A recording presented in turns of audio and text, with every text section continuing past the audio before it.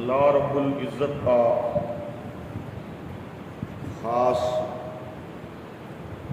لطف و احسان ہے جس کی خاص توفیق سے آپ اور میں جمعۃ المبارک کی بابرکت نماز کے لیے اللہ کے گھر میں جمع ہیں۔ دعا ہے کہ رب لم یزل ہماری حاضری کو اپنی بارگاہ کے اندر شرف عزت اور شرف قبولیت عطا فرمائے۔ سورہ بقرہ کی آیت نمبر 216 کا ایک حصہ میں نے تلاوت کیا ہے، جس میں اللہ رب العزت نے جہاد کے فرض ہونے کا حکم ارشاد فرمایا ہے۔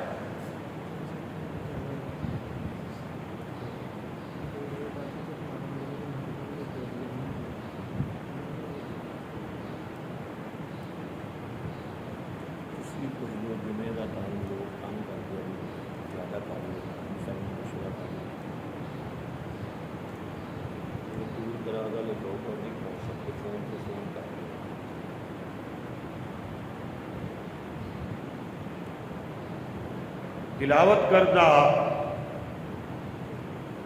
آیت کے اندر رب لم یزل نے جہاد کے فرض ہونے کا ذکر ارشاد فرمایا ہے۔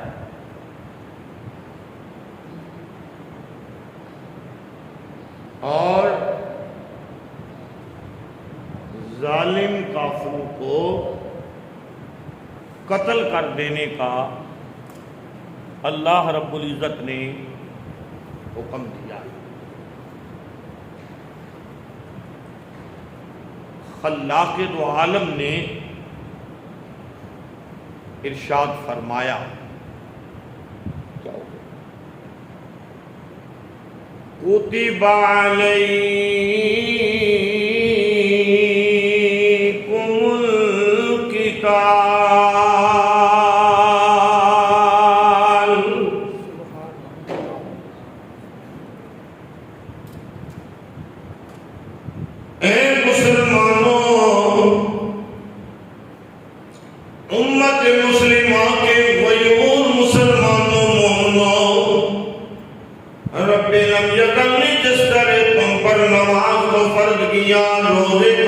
کتب اسی طرح اللہ کے دو عالم نے کتب علیکم القتال اپنی راہ کے اندر جہاد کرنے اور کافروں کو قتل کرنے کا حکم بھی دیا ہے۔ یعنی جس طرح تم پر روزہ فرض ہے، نماز فرض ہے، جب دیکھو کہ کافر کی ہو رہے بڑی زیادہ ہوتا ہے بات کو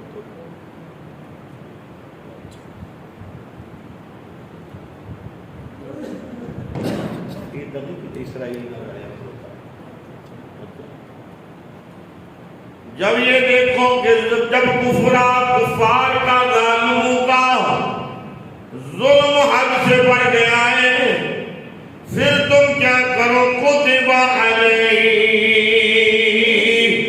القتال، تم پر اللہ نے کافروں کو قتل کرنا فرض کر دیا ہے۔ پھر اللہ کی راہ میں جہاد کو فرض کر دیا گیا۔ ساتھ ہی فرمایا وَهُوَ قَلْ لَكُمْ، مگر تم اس سے دور بھاگتے ہو، مگر تم اس سے دور بھاگتے ہو۔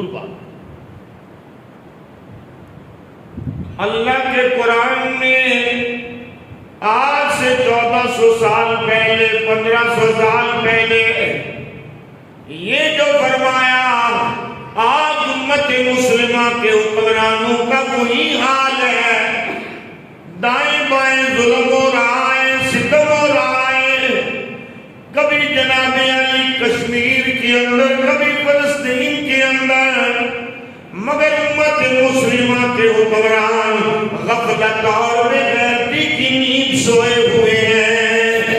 اللہ کا قرآن بول بول کر کہہ رہا ہے کتب علیکم القتال۔ سبحان اللہ، اونچا سبحان اللہ۔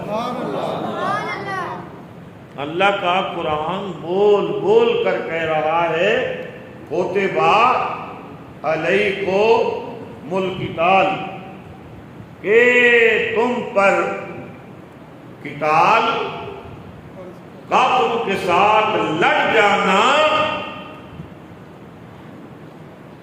ایمان والو تم پر اللہ نے فرض کر دیا، سبحان اللہ، تم پر اللہ نے فرض کر دیا۔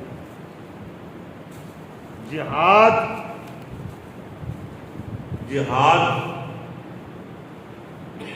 کبھی فرض عین ہوتا ہے، کبھی فرض کفایہ ہوتا ہے، یعنی اگر کسی دور کے علاقے کے اندر مسلمان ہوں اور چھوٹی سطح پر جہاد ہو رہا ہو، کافروں کا اتنا ظلم و ستم نہ ہو یا اتنا ہو وہ خود مقابلہ کر سکیں، تو پھر اس جہاد کی نوعیت ہے فرض کفایہ والی، کہ وہ ان کو برابر جواب دے۔ آواز تھوڑی زیادہ کرو۔ وہ ان کو برابر جواب دے رہے ہیں، اور جب کفار کا ظلم حد سے بڑھ جائے، کفار کا ظلم حد سے بڑھ جائے اور اس علاقے کے مسلمان اس کا جواب نہ دے سکے، مجبور ہو جائیں، بے بس ہو جائیں، تو پھر امت مسلمہ پر فرض ہو جاتا ہے کہ ان کی مدد کی جائے۔ مدد کی جو صورت نہیں، پھر کیا ہے؟ ان کی مدد کی جائے۔ مدد کی جو صورت بھی بنتی ہو، امت مسلمہ پھر اپنے ان مسلمان بھائیوں کی، ان کے بچوں کی، ان کے پردے داروں کی مدد کرے۔ اسی طرح قرآن مجید فرقان حمید سورہ توبہ کی آیت نمبر 122 کے اندر بھی یہی مضمون ہے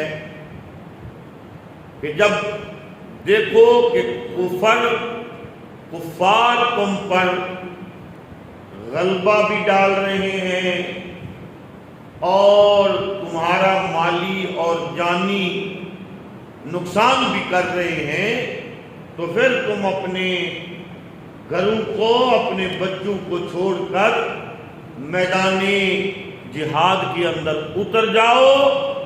اسی کے اندر تمہاری بقا بھی ہے اور اسی کے اندر تمہاری ایمانی غیرت بھی۔ بات کی سمجھ آ رہی ہے؟ اسی کے اندر تمہاری بقا بھی ہے اور اسی کے اندر تمہاری ایمانی غیرت۔ امام الانبیاء تاجدار مدینہ صلی اللہ علیہ وآلہ وسلم نے صحیح بخاری شریف کے اندر 2766 نمبر حدیث پاک ہے، میرے آقا نے فرمایا 7 چیزوں سے بچو۔ اپنی امت کو کیا فرمایا؟ 7 چیزوں سے بچو۔ اے میری امت 7 چیزوں سے بچو۔ امام الانبیاء تاجدار مدینہ صلی اللہ علیہ وآلہ وسلم نے اپنی امت کو 7 ہلاک کرنے والی اور برباد کرنے والی چیزوں سے بچنے کا حکم دیا۔ یہ وہ چیزیں ہیں جو تمہیں اگر ان سے نہیں بچو گے تو یہ تمہیں ہلاک کر دیں گی اور یہ چیزیں تمہیں برباد کر دیں گی۔ ان میں سے تاجدار مدینہ صلی اللہ علیہ وآلہ وسلم سے پوچھا گیا، آقا وہ 7 چیزیں کون سی ہیں؟ امام الانبیاء نے ارشاد فرمایا، پہلا اللہ کے ساتھ کسی کو شریک بنا۔ اللہ کے ساتھ کسی کو شریک بنا، اس سے بچ جاؤ۔ اگر اس سے بچ جاؤ گے تو پھر تم ہلاکت سے بھی بچ جاؤ گے، تم تباہی سے بھی بچ جاؤ گے۔ سب کو سمجھ آ رہی ہے؟ اگر اس سے تم بچ گئے تو پھر تم ہلاکت اور تباہی سے بھی بچ جاؤ۔ اللہ کے ساتھ کسی کو شریک نہ بناؤ۔ دوسری بات فرمایا، کسی کو ناحق قتل نہ کرو۔ اسلام کبھی بھی کسی کو ناحق قتل کرنے کا حکم نہیں دیتا۔ اسلام اور اہل ایمان میدان کردار میں، میدان جنگ میں تب بھی اترتے ہیں جب حالات ناگزیر ہو جاتے ہیں، جب مسلمانوں کا اپنے گھروں کے اندر محفوظ رہنا مشکل ہو جاتا ہے، اپنی جانوں کو بچانا مشکل ہو جاتا ہے، اپنے ایمان کو بچانا مشکل ہو جاتا ہے، تب بھی اسلام حکم دیتا ہے اب جان کو بچانا، ایمان کو بچانا مشکل ہو گیا ہے۔ غیرت ایمانی کا تقاضا یہ ہے اب گھروں سے نکل کر میدان کارزار میں چلے جاؤ۔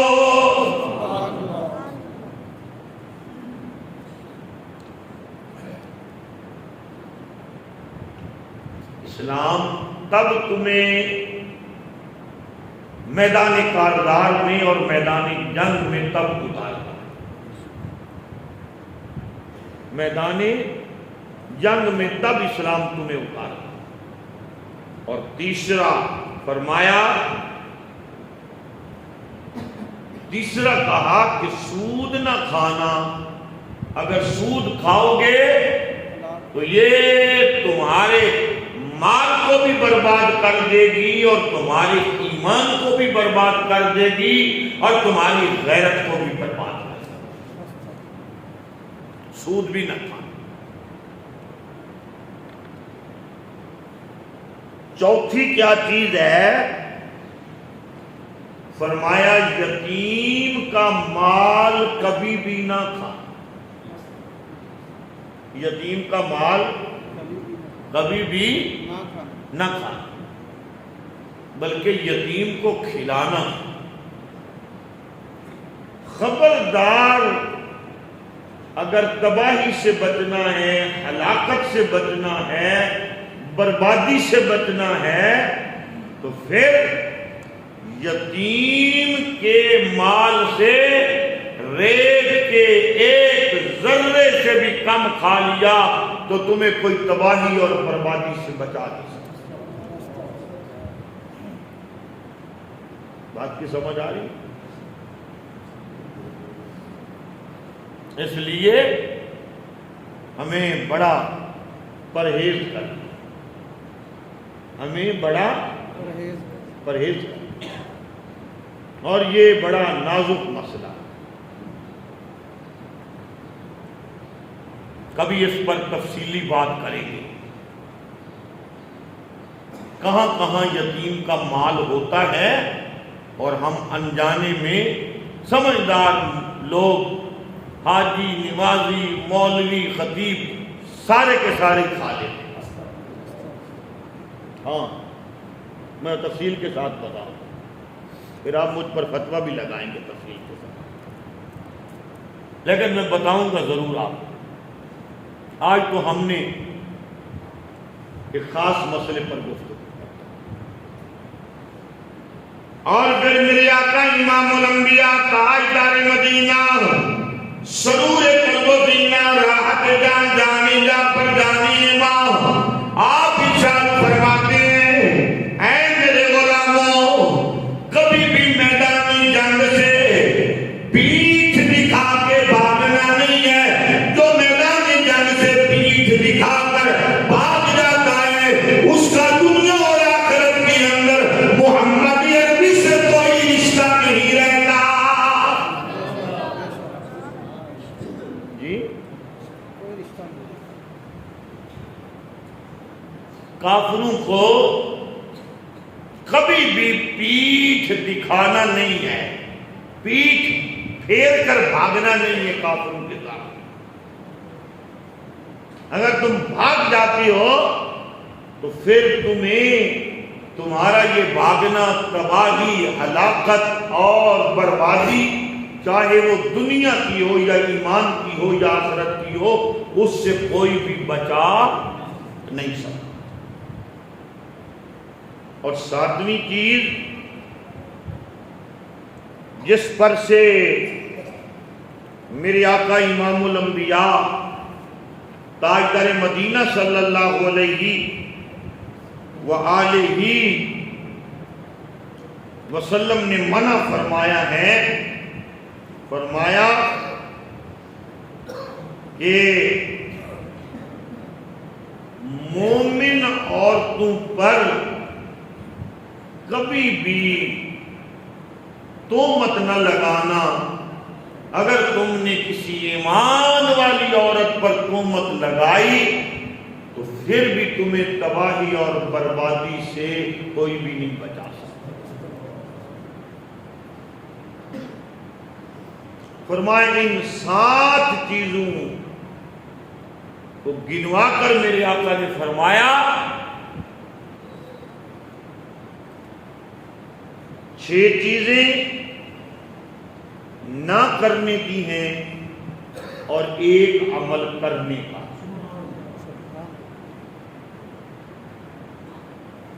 اگر یہی کر لیں کہ 7 کی 7 چیزیں نہ کرنے کی ہیں، یعنی جب کفر للکارے تو پھر تم نے نہ نہیں کرنی، میدان کارزار میں اتر جانا۔ کیا کرنا ہے میدان کارزار میں؟ اتر جانا۔ سبحان اللہ تو کہو، نہ اترے گے پھر بعد میں، ذرا تیاری تو کریں۔ میدان کارزار میں اتر جانا۔ اور جو قوم قتل ہونے کا جذبہ نہیں رکھتی، شہید ہونے کا جذبہ نہیں رکھتی، اللہ رب العزت اس قوم کو پھر زندہ نہیں رکھتا، اس قوم کو زندہ نہیں۔ پہلے اس کی سوچ کو مارا جاتا ہے، اس کے ضمیر کو مارا جاتا ہے، پھر ان کے سینوں سے ایمان نکالا جاتا ہے، اور پھر انہیں نیست و نبود کر کے اس کی جگہ پر کوئی اور قوم اللہ لے آتا ہے جس سے اللہ محبت کرتا ہے اور وہ اللہ سے محبت کرتا ہے۔ کیا آج کی امت مسلمہ کو وہ قوم نہیں بننا جس سے اللہ بھی محبت کرے اور وہ اللہ سے محبت کرے؟ بننا چاہیے، بننا چاہیے، بننا چاہیے۔ تو پھر سنیں، ام المومنین سیدہ عائشہ صدیقہ رضی اللہ تعالی انہا، آپ فرماتی ہیں کہ مرد تو مرد رہے جب اسلام اور اہل اسلام پر نازک ترین وقت آ جاتا ہے تو پھر عورتوں کو بھی گھر میں نہیں رہنا چاہیے، انہیں بھی میدان جہاد میں ڈوب جانا چاہیے، سبحان اللہ، سبحان اللہ، انہیں بھی میدان جہاد میں اتر جانا، اتر جانا۔ اندازہ لگا لیں امت مسلمہ کے حالات کس طرف جا رہے ہیں، اور ہر بندہ کہتا ہے کہ میں کیا کر سکتا ہوں، یہ تو بڑی سطح کی بات ہے، ایسے ہی کہتے ہیں نا، جی یا ہم کیا کر سکتے ہیں، یہ سب کچھ تو فلسطین میں ہو رہا ہے۔ ظلم چلتا دنیا کے ایک کنارے سے ہے، اور جب اس کو نہ روکا جائے تو وہ دوسرے کنارے پر بڑی آسانی سے پہنچتا بے شک، ہے۔ ظلم دنیا کے ایک کنارے سے چلتا ہے اور دوسرے کنارے پر بڑی، اونچا بولیں، آسانی سے پہنچ جاتا ہے، دوسرے کنارے پر بڑی آسانی کے ساتھ۔ پہنچ جاتا ہے۔ یہ جو غزہ کے معاملات ہیں، یہ جو فلسطین کے معاملات ہیں، 2003 7 اکتوبر، یہ کم و بیش 1.5 سال کا عرصہ، اور اس میں آپ کو پتہ ہے کہ مسلمانوں کا جانی نقصان کتنا ہوا ہے اور ایمانی غیرت کا نقصان کتنا ہے۔ اللہ اکبر، اللہ 1.5 سال کے عرصے میں پورا عالم کفر ظاہراً بھی متحد ہے اور باطناً چھپ کے بھی متحد ہے۔ امریکہ، اہل مغرب، انہوں نے مکمل حمایت کی ہے اور مکمل تائید کی ہے اور مکمل مدد کر رہے ہیں، کس کی؟ اسرائیل کی، یہ تو آپ کو پتہ ہے۔ اسرائیل، اور دنیا کے اندر 57 اسلامی ملک ہیں۔ کتنے؟ 57 اسلامی ملک ہیں۔ کیا ان میں سے کوئی سر عام فلسطینی بھائیوں کے ساتھ میدان جنگ میں کھڑا نظر آ رہا ہے؟ نہیں جی نہیں، کسی کی معلومات کے اندر ہے؟ یہ ہے امت مسلمہ کے لیے بے حسی کی موت، یہ ہے امت مسلمہ کے لیے بے حسی کی موت۔ وہ اعداد و شمار جو دنیا کو معلوم ہے، بظاہر پاکستان کی طرح ان کو بڑھا چڑھا کے بیان نہیں کیا جاتا، بہت کم انداز میں اور محتاط انداز میں بیان کیا جاتا ہے۔ 55,000 مسلمان مرد و زن اسرائیلیوں نے بے دردی کے ساتھ شہید کر دیا۔ 2.5 لاکھ سے زیادہ بچے، عورتیں، مرد، جوان، بوڑھے زندگی اور موت کی کشمکش کے اندر ہیں، یہاں تک کہ ان کے لیے ادویات، کھانا، لباس، یہ تو دور کی بات ہے، وہ پانی کی ایک بوند کو بھی ترس سکتے ہیں۔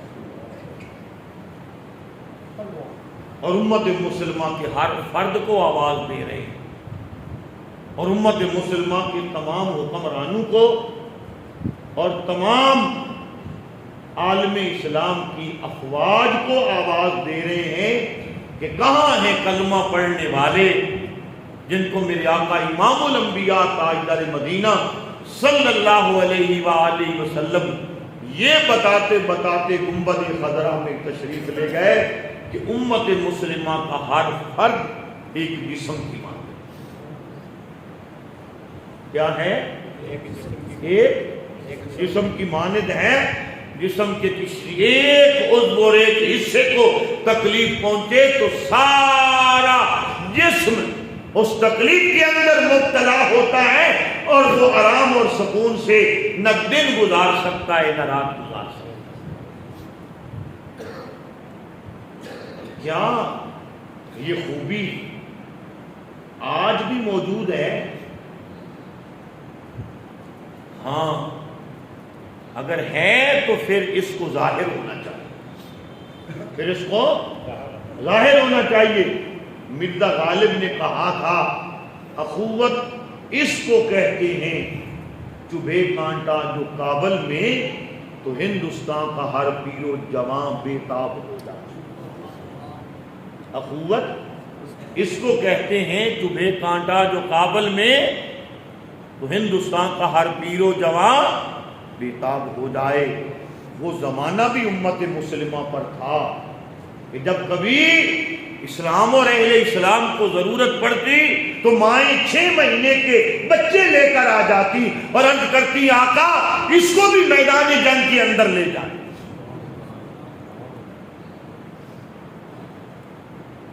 اس کو بھی میدان جنگ کے اندر لے جائیں.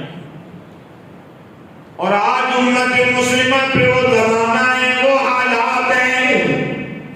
57 ملکوں کے اندر اسلام کی حکومت ہے، اسلام کی افواج موجود ہے، مگر 57 ملکوں کے حکمران جو ہیں وہ جناب علی بیگیرتی کی نیند سوئے ہوئے ہیں. امت مسلمہ کے ساتھ ظلم و ستم ہو رہا ہے تو سمجھے ہیں یہ اسی کونے کی بات ہے، اسی ٹکڑے کی بات ہے. نہیں، اسلام نے ساری سرزمین کو اہل ایمان کا ملک قرار دیا ہے. پوری سرزمین شرق سے لے کر غرب تک یہ ایک ہی ملک ہے اور یہ اسلام کا ملک ہے. کس کا ملک ہے؟ اسلام. بولتے نہیں آپ لوگ، اونچا نہیں بولتے آپ. اسلام کا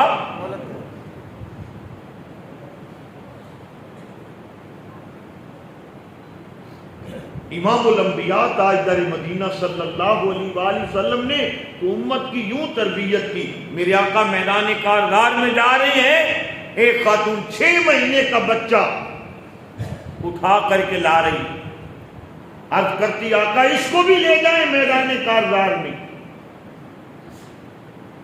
میرے آقا فرماتی ہیں اس کا کیا کریں گے، یہ تو 6 مہینے کا بچہ ہے. بچے کو میرے آقا کے قدموں پہ رکھا، ہاتھ باندھ کے کھڑی ہو گئی، عرض کی آقا اگر آج میرے سر پر میرے خامد کا سایہ ہوتا میں آپ کے ساتھ اپنے شوہر کو بھیج دیا.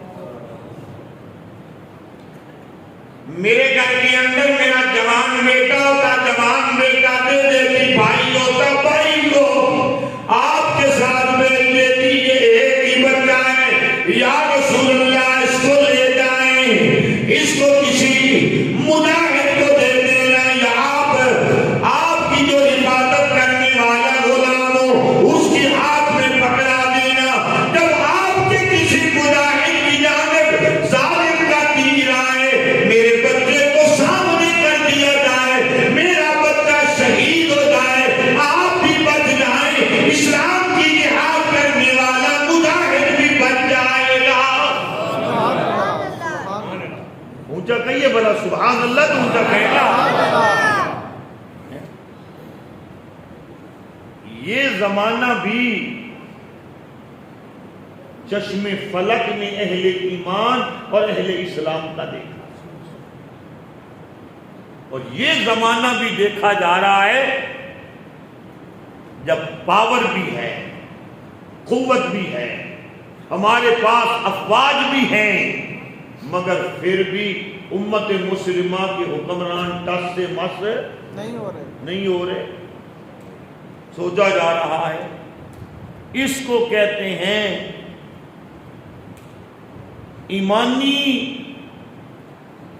قوت کا ختم ہو جانا. ظاہری قوت موجود ہے مگر ایمانی قوت اور ایمانی حلاوت موجود نہیں ہے. مجھے کہا گیا کہ 2-3 چکوک سے جلوس آنے ہیں، اس لیے ذرا آج تاخیر سے جمعہ ہوگا، پر 2 بجے سے پہلے ہو جائے.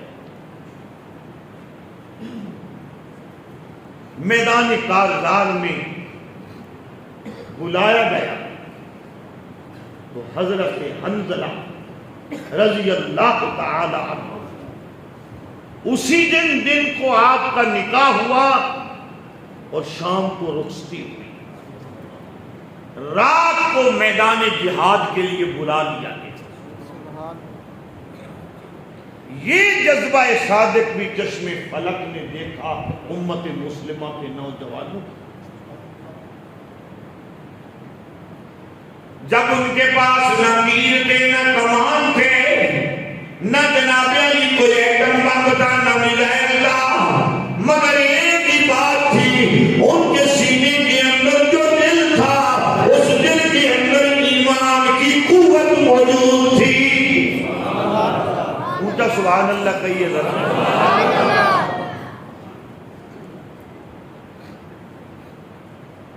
رات کو جنگ کے لیے آواز آئی، حضرت حنظلہ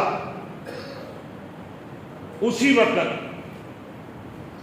اپنے کمرے سے نکلنے لگے. بیوی نے دامن پکڑا، کہاں جا رہے ہو؟ کہا اس گھر سے زیادہ ضرورت مجھے، میری اس گھر سے ضرورت اسلام کو زیادہ.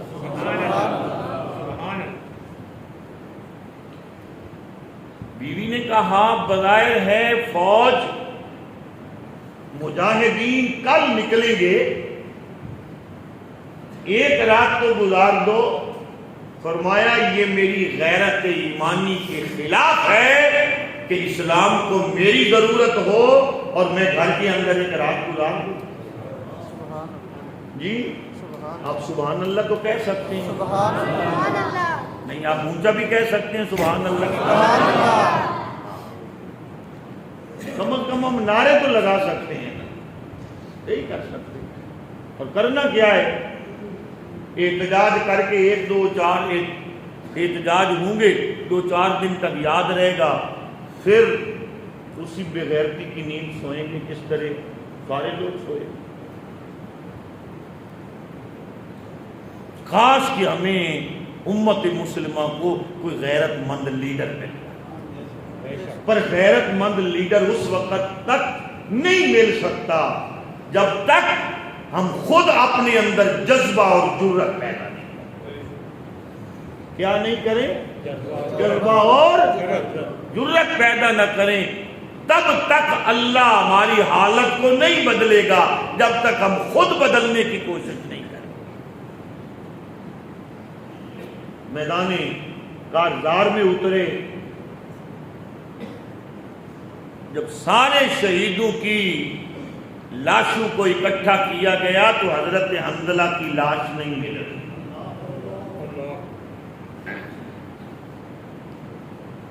صحابہ کرام پریشان ہیں، حضرت حنظلہ کی لاش نہیں مل رہی، کہاں گئے؟ میرے آقا امام الانبیاء بار بار آسمان کی طرف دیکھ رہے ہیں اور میرے آقا کے لبوں پر تبسم بھی ہے، آسمان کی طرف دیکھ رہے ہیں. تھوڑی دیر ہوئی، میرے آقا فرمایا فلان جگہ پہ جاؤ، حضرت حنظلہ کی لاش پڑی ہوئی ہے. صحابہ کرام گئے، حضرت حنظلہ کو اٹھا کر لے آئے.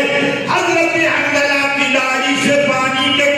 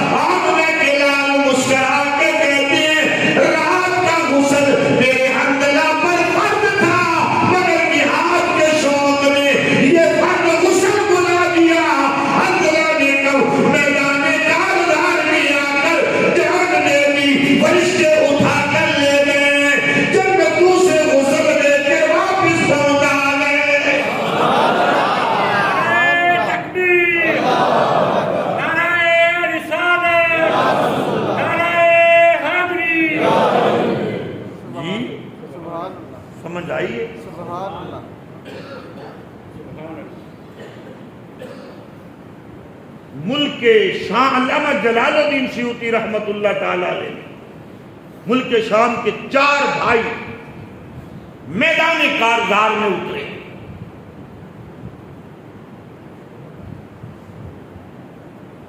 چاروں کو پکڑ لیا گیا, قیدی بنا دیا گیا. چاروں کے چاروں ایک دوسرے سے زیادہ حسین تھے. اونچا کہیے سبحان اللہ. چاروں کے چاروں ایک دوسرے سے زیادہ حسین تھے.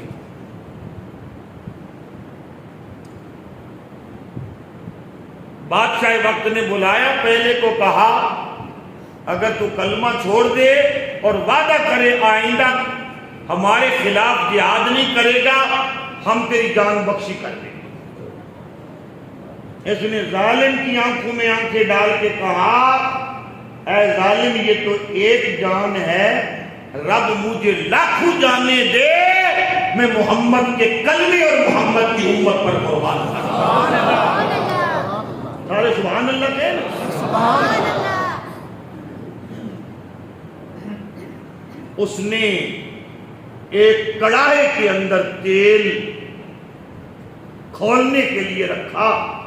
تیل کھول رہا تھا اور وہ ظالم حکمران نوجوان سے یہ بول رہا تھا کہ نوجوان تمہیں جلا دوں گا اور تیری لاش کا کوئی حصہ نہیں بچے گا, جل کر راکھ ہو جائے گا. اس تیل ابلتے ہوئے کھولتے ہوئے تیل کے اندر کلمہ چھوڑ دے, اور کلمہ اگر نہیں چھوڑ سکتا تو صرف اتنا وعدہ کر دے کہ آج کے بعد ہمارے مقابلے میں میدان جہاد میں نہیں آئے. اس نوجوان نے کہا یہ کام تو ہو نہیں سکتا, پر اتنی مہربانی کر, مجھے جلدی ہے. سبحان اللہ. اونچا سبحان اللہ کو. ہمارے لوگوں کو تو کوئی جلدی نہیں ہے. اس نے کہا مجھے جلدی ہے. کیا جلدی ہے؟ نوجوان کہنے لگا مجھے جلدی ہے, ادھر تو مجھے کہتا ہے میرے ساتھ وعدہ کر دے, کبھی کہتا ہے کلمے کو توڑ دے, ادھر سامنے محمد عربی مسکرا کے کہہ رہے ہیں جلدی کر, ذرا شہادت کی دیوار سے آگے گزر کرا, خدا اور مصطفیٰ تیرا انتظار کر رہے ہیں. نعرہ تکبیر, نعرہ رسالت, نعرہ حیدری. اس کو جلا دیا گیا, اور جب یہ جا رہا تھا تو تینوں بھائیوں کو کہہ رہا تھا غلطی نہ کرنا, جان دے دینا, مگر ایمان کو برباد. المختصر پہلا بھی اسی طرح کیا, دوسرا بھی, تیسرا بھی, چوتھا جو سب سے زیادہ حسین و جمیل تھا, چھوٹا بھی تھا. بادشاہ کے وزیر کو جناب علی سے محبت ہوئی, بادشاہ کو کہتا ہے 7 دن دے دیں, میں کوشش کروں گا اس کا ایمان چھین لوں گا. اس کا ایمان اس نے کہا ٹھیک ہے,